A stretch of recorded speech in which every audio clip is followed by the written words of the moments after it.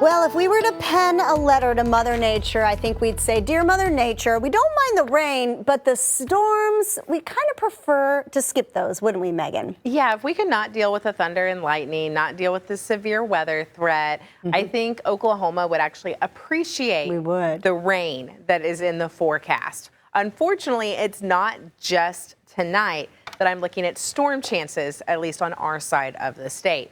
Today, I am expecting breezy and warm Saturday, so if you have anything that you need to do outside or maybe you just want to soak up some sunshine, get it done this afternoon because storms start to roll in tonight, some of which could be severe, and then I'm tracking the potential for some more strong to severe storms on Sunday afternoon, but that plays a big part in just how fast or how slow the cold front that is moving through tonight moves through. So I'm going to break that down here in just a second.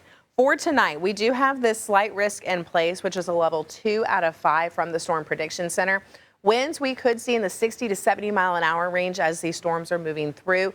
So that is some strong wind that can blow things off your porch, knock over plants.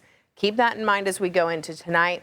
Hail, we could see up to 1.5 inches, which is about the size of like a $50 or a little bit smaller than a golf ball.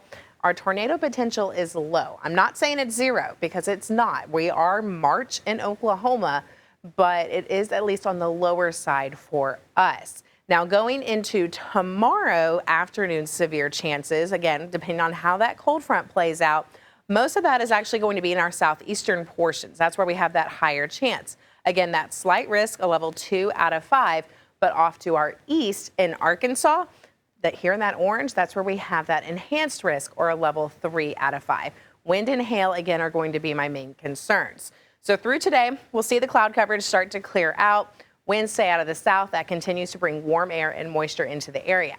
As we head into this evening, dinner time frame, off to the northwest of Oklahoma City, we start to see this front pushing through. And you see, it's kind of hard to see right here. We have all of these colors right here. That's that front. So as we move this forward in time, you start to see that, start to see some showers and storms developing. And then as we get into tonight, here we are in the 11 o'clock hour, start to see more of those storms developing and moving into our area. Again, some of these could be strong to severe. As we go through the overnight hours, we see more of that push through, and then it actually starts to clear out as we go into tomorrow morning. So this time tomorrow, I'm expecting most of that to have cleared out. It's really overnight that we have that higher severe weather chance. Again, strong to severe storms coming through, and we could see some of that pop up as we go into tomorrow evening.